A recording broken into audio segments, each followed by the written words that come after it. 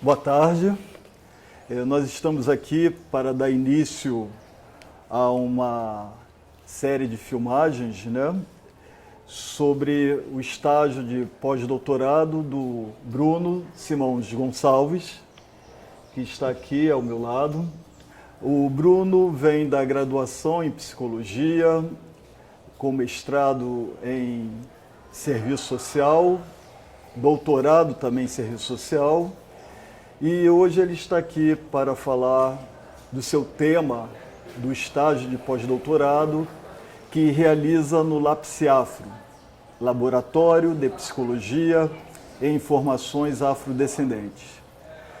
Então, Bruno, gostaria de ouvir um pouco sobre o seu tema e também explicar às pessoas sobre a questão da descolonização. Boa tarde, Newton. Então, eu acho que uma coisa importante, talvez, para a gente começar a papear, seja falar daquilo que eu chamei nos meus estudos, que eu vim realizando, de dupla consciência, né? Acho que, para a nossa área especificamente, para a psicologia, mas também para as mais diversas áreas, né? Uma das coisas que eu acho que tem muito a ver com a questão da descolonização é justamente você indisciplinar um pouco o pensamento, né? Sair um pouco das categorias disciplinares, né? Não no sentido de virar as costas para elas, mas no sentido de trabalhar de uma outra maneira com elas e de alguma forma borrar as fronteiras, juntar as fronteiras. Então acho que essa categoria da dupla consciência que eu vim desenvolvendo, ela tem muito a ver com a psicologia. Acho que é legal a gente falar nisso para a gente falar um pouco da descolonização da psicologia, mas de alguma maneira ela serve para tentar ter uma perspectiva sobre o pensamento latino-americano como um todo, né, com suas várias dimensões, né. Então, a noção e a ideia de dupla consciência, ela vem de uma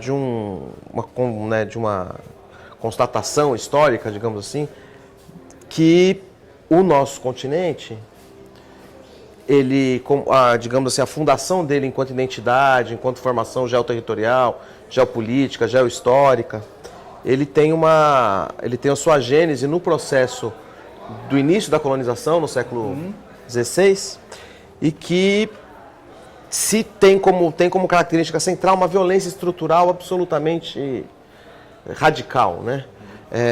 Tem autores que dizem que entre os 1520 e 1580 morreram praticamente 60% das populações originárias aqui do continente. Claro que esse número é sempre muito... Uns dizem mais, outros dizem menos, mas só para a gente ter ideia do nível de violência que foi a invasão, né, a conquista dos chamados conquistadores, dos europeus, portugueses, espanhóis, franceses, holandeses que aqui chegaram. E junto com isso a diáspora africana, quer dizer, a escravização de uma fração importante dos povos que viviam no continente africano e também foram trazidos para cá forçadamente, a gente sabe, também num processo de extrema violência, né? E tudo isso se configurou aqui como uma violência extremamente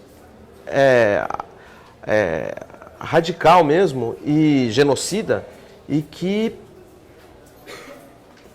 configurou o que foi ser o princípio da modernidade, o que foi ser o princípio daquilo que a gente vai conhecer como capitalismo mundial, que 2, 3 séculos depois vai se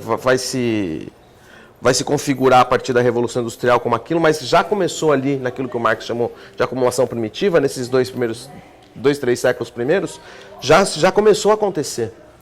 E que essa fundação tão radical, num verdadeiro projeto civilizatório, marca profundamente a subjetividade dos povos, marca profundamente a forma como nós vamos organizar nosso pensamento. E cinde esse pensamento, racha esse pensamento em dois. O pensamento do colonizador, o pensamento do colonizado. Ou o pensamento do opressor e do oprimido, do dominador e do dominado, né? Do patrão e do empregado. Quer dizer, essa ideia daquele que serve e aquele que manda. Essa radical, essa cisão radical entre esses dois grupos, que claro que se interpenetram, são vários os atravessamentos, né? Podemos falar disso um pouco melhor depois, a classe, a raça, o gênero, a questão, as diferentes formas de colonização epistemológica, enfim. mas que tem como fundamento central essa rachadura, essa tensão fundamental.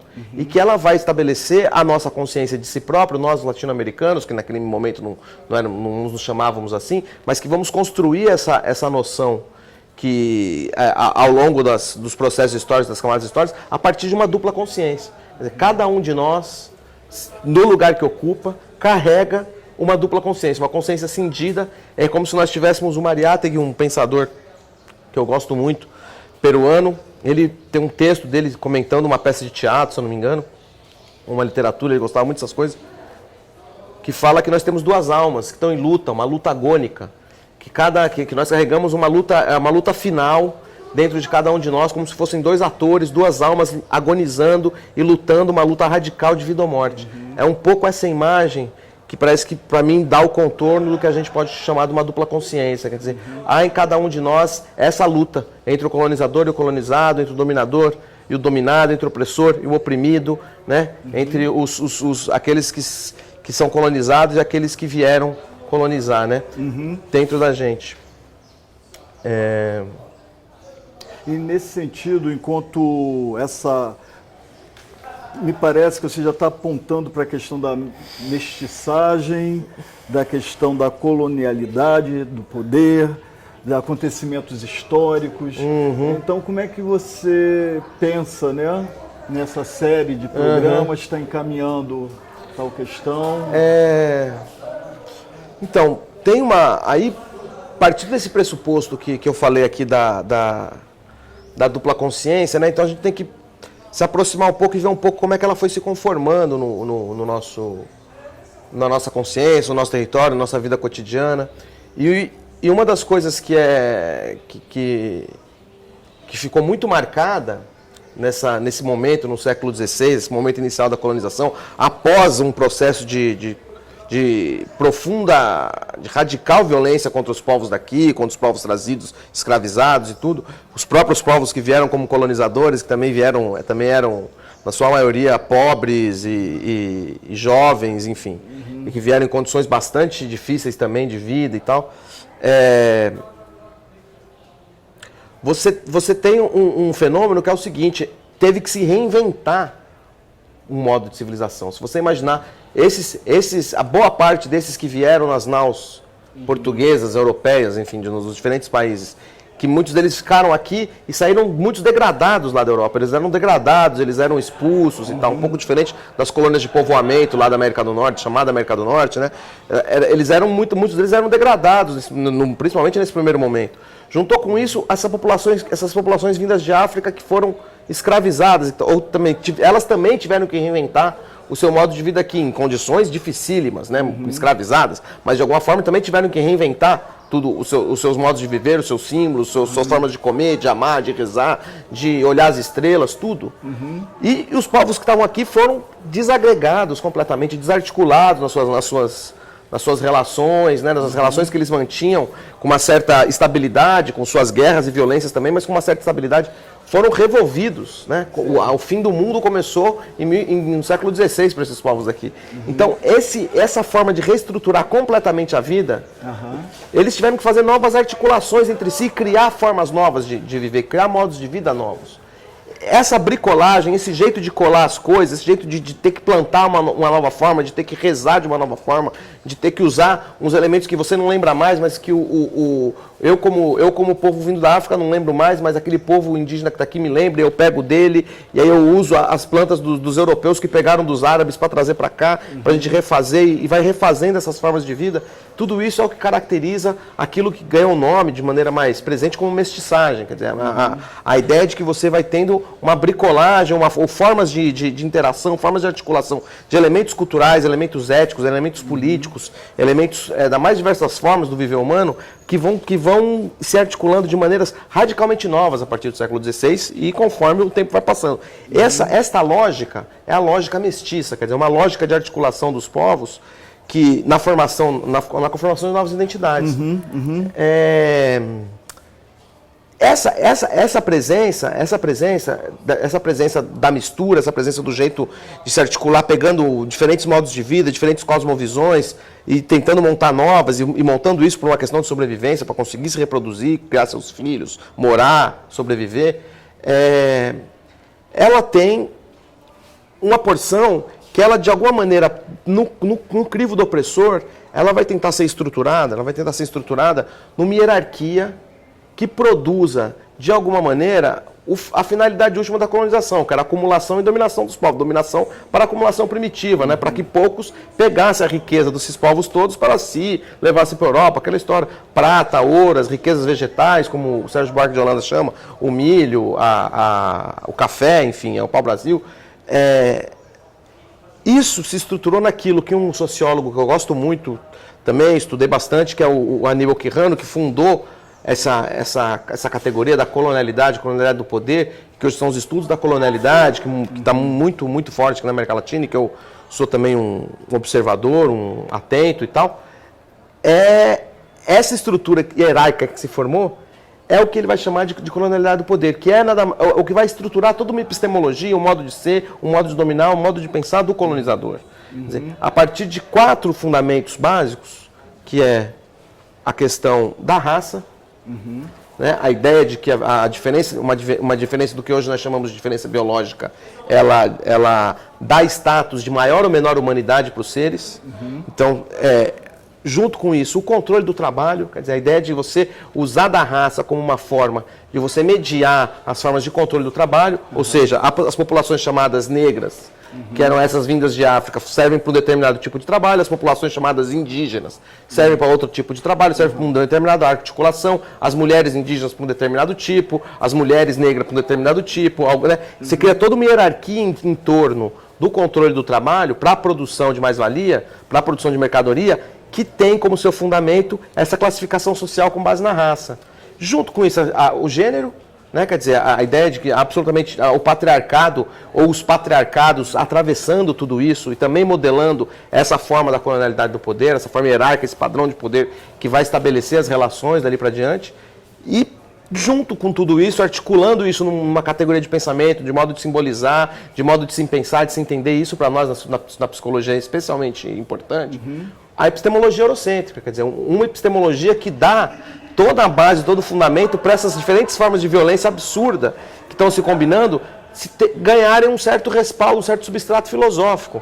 Uma ideia de que o pensamento de determinados povos não vale, ou o pensamento de determinados gêneros não vale, de determinadas identidades sexuais são inferiores a outro. Quer dizer, a ideia de que só um valor, principalmente no campo religioso, de maneira muito forte, né? Que no campo religioso que a gente sabe que é um fundamento muito grande, a religiosidade no ser humano, muito forte, marcado como uma proibição, quase um veto das religiões, das formas tradicionais de pensar o que a gente pode chamar de sagrado e tal, para uma determinada, que a gente sabe que é a religião católica, né? Então isso como uma verdadeira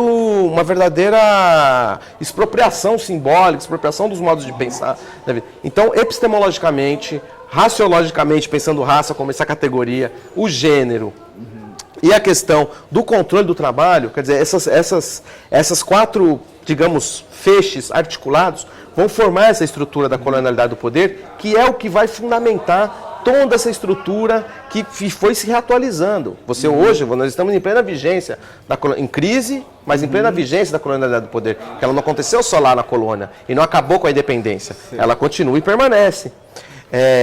E juntamente com isso, junto com essa consciência do colonizador que está dentro de cada um de nós, dentro, fora, por cima, por baixo, no côncavo e no convexo de cada um de nós, dos grupos, das comunidades, das formas de pensar, de morar, de rezar, tudo, tem uma outra, que é essa mestiçagem não mais pensada como uma hierarquia, não mais pensada, mas uma mestiçagem que é a mestiçagem crítica, que é como o Bolívar Echeverría, um mexicano porreta daqueles assim, que é equatoriano, que fez toda a sua carreira ali, acadêmica ali na UNAM, no México, vai pensar, ele vai forjar essa categoria, que é a categoria da mestiçagem crítica.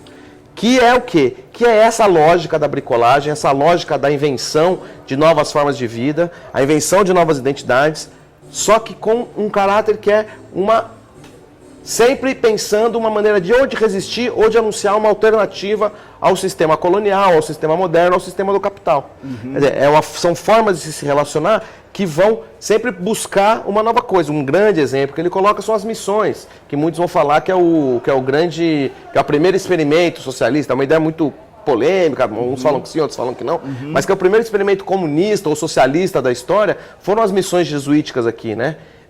Que de alguma forma mesclaram todo o pensamento dos Guarani ao pensamento dos jesuítas, de determinados jesuítas que tinham mais na sua digamos, no seu horizonte, uma utopia de criar uma nova realidade aqui, e não tanto seguir de maneira canina as ordens do centro do papado, mas criar uma nova utopia, né?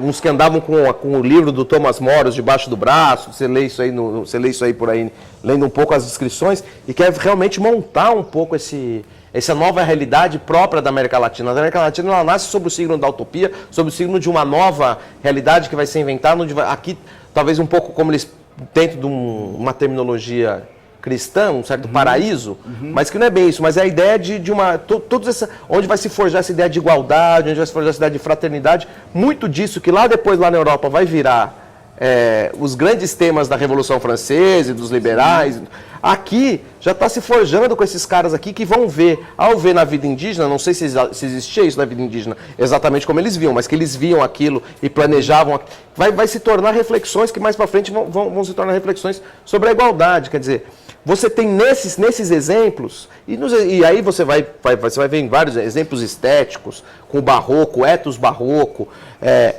que é esse etos de transformação, de pegar as coisas e transformar, e que o Aleijadinho é o grande símbolo, né? Quer dizer, um artista que fazia artes maravilhosas enquanto ele próprio se decompunha, né? De lepra, e essa atividade. Então, sim, são vários. Aí, no campo simbólico religioso, né? Você vai ter Iemanjá, que é essa sereia, que na verdade também se confunde com Nossa Senhora, que é uma Nossa Senhora, que é uma sereia mítica europeia, mas também pode ser um exercício de tradução de mitos daqui indígenas, misturado com mitos que vieram que vieram de África para cá, e aí você, quer dizer, assim como você pode pensar outros grandes símbolos que tem nisso, o Saci e várias outras mitos conhecidos do Brasil, que são uma espécie de sínteses mestiças, né, da história, e em toda a América Latina você vai ter isso. Então a própria Virgem, que aparece em diferentes momentos, né, lá no México vai ser como uma linte, aqui como vai ser como a Virgem da Aparecida, enfim. Em todos os âmbitos, resistências, canudos, cabanagem, as diferentes formas, né, o cerco à La Paz na Bolívia, enfim. Você vai vendo em diferentes formas, diferentes maneiras, como essa lógica vai se estabelecendo, até você chegar na Revolução Cubana, na Revolução Mexicana, até você chegar, né, no realismo maravilhoso da literatura, onde você vai ter a antropofagia brasileira, né, na literatura do Adriano Suassuna, quer dizer, aqui muito no trabalho de prospecção do Câmara Cascudo, tentando entender, no espírito do Darcy Ribeiro de clamar por uma intelectualidade latino-americana que não seja cativa, que não seja escravizada, que não seja, né, que consiga enunciar como um ensaio que a verdade latino-americana, o jeito de latino-americano de pensar e tal, né? Então, essa mestiçagem crítica ela vai estar em diferentes aspectos da nossa cultura latino-americana e que ela vai estar sempre em tensionamento com essa colonialidade do poder, sempre em tensionamento com esse pensamento colonial. Esse tensionamento é o pensamento fundamental que forma cada um de nós na América Latina. Claro que diferentes formas, né? Lá na Paulista, na Berrini, o grande empresário vai ser uma coisa. Se a gente for para os interiores do Brasil, nos lugares, digamos, mais afastados, assim, afastados também de que ponto de vista, mas mais afastados dos chamados grandes centros do capital, essa dupla consciência vai ser vivida de uma outra forma.